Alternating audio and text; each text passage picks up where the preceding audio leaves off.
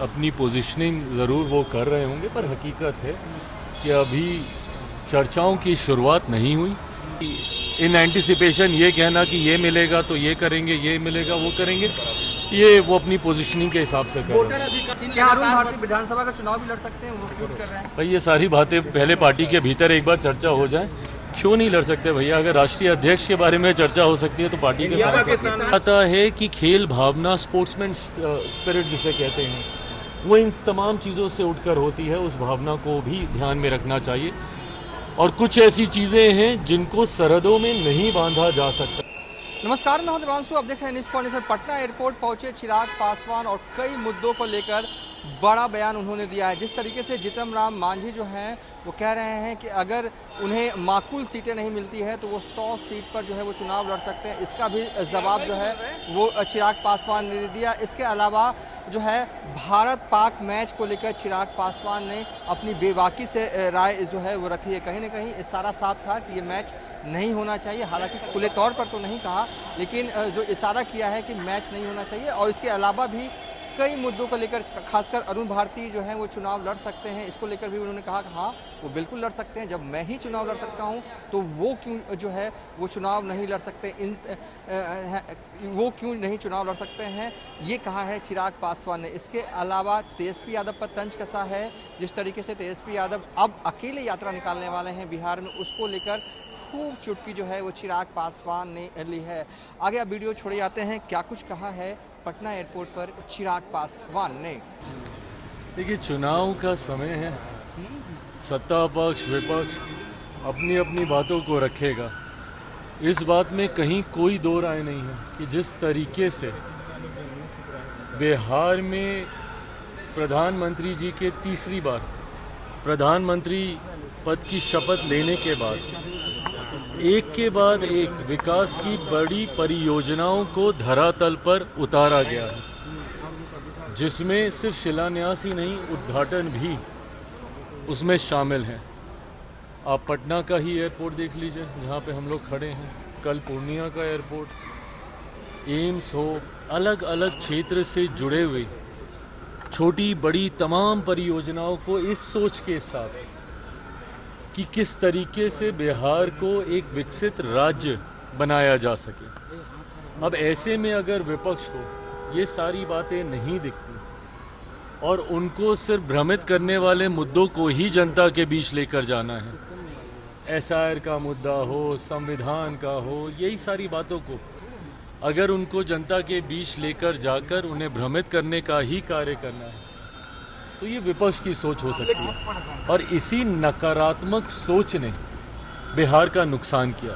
बहरहाल एनडीए के तमाम दल एक सकारात्मक सोच के साथ बिहार को विकसित राज्य बनाने के लक्ष्य के साथ हम लोग आगे बढ़ रहे हैं। अब जिसको जो कहना है वो कहे।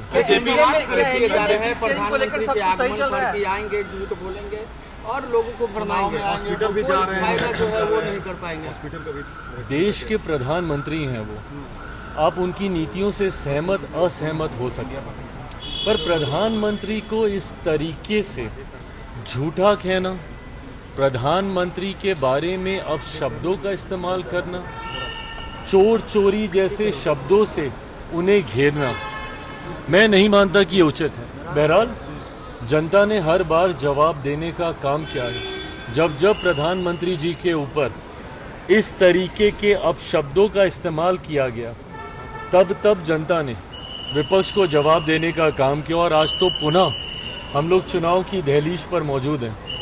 ऐसे में एक बार फिर बिहार की जनता ये जवाब देगी कि झूठा, चोर ये कहना सही था या बिहार में एयरपोर्ट, एम्स ये लाना सही था। कह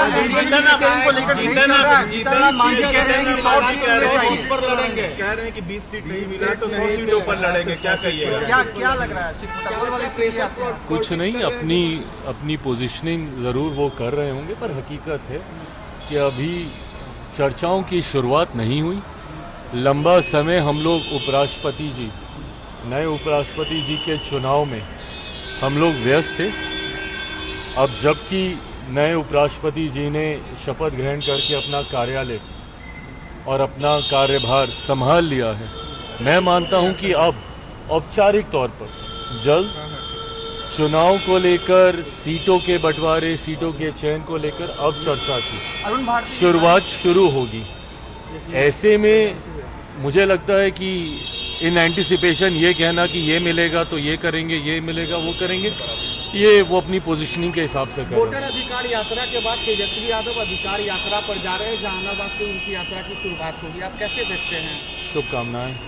बस इतना ध्यान रखें कि फिर किसी की माँ बहन को उनकी यात्रा में गाली ना दी जाए। वोट अधिकार यात्रा में उनको अहमियत नहीं मिली, इस वजह से फिर से अधिकार यात्रा निकाल रहे हैं। जिस तरीके से उन्होंने किसी दूसरे के पीछे, और वो भी एक ऐसी पार्टी जो पूरी तरीके से कम बिहार में अपना जनाधार खो चुकी है, कांग्रेस के नेता के पीछे वो चलते दिखे, और जिस तरीके से हर जगह उनको साइडलाइन किया गया, उनके लिए गाड़ी तक वो चला लिए, पर उसके बाद भी उनके चेहरे को कांग्रेस के क्या नेता प्रतिपक्ष के द्वारा उनके चेहरे को मुख्यमंत्री पद के लिए घोषित नहीं किया गया।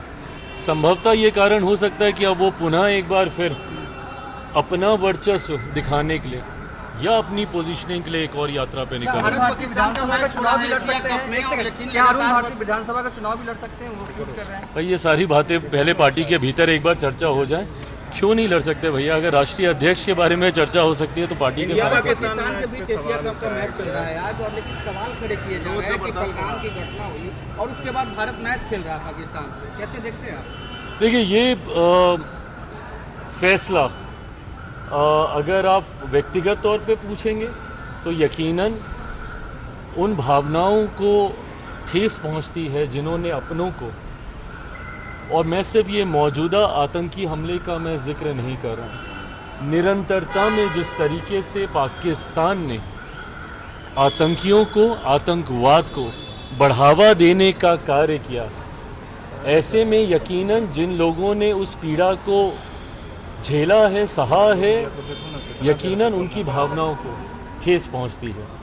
परंतु गतवा खेल भावना की सोच के साथ ये फैसला लिया गया होगा, मैं ये मानता हूँ। इस फैसले में मैं, मेरी पार्टी, हम लोग शामिल नहीं थे, तो मैं अधिकृत तौर पे नहीं कह सकता, पर ये कहा जाता है कि खेल भावना, स्पोर्ट्समैन स्पिरिट जिसे कहते हैं, वो इन तमाम चीज़ों से उठकर होती है। उस भावना को भी ध्यान में रखना चाहिए, और कुछ ऐसी चीज़ें हैं जिनको सरहदों में नहीं बांधा जा सकता है, संगीत हो, कला का क्षेत्र हो, इन सारी बातों को।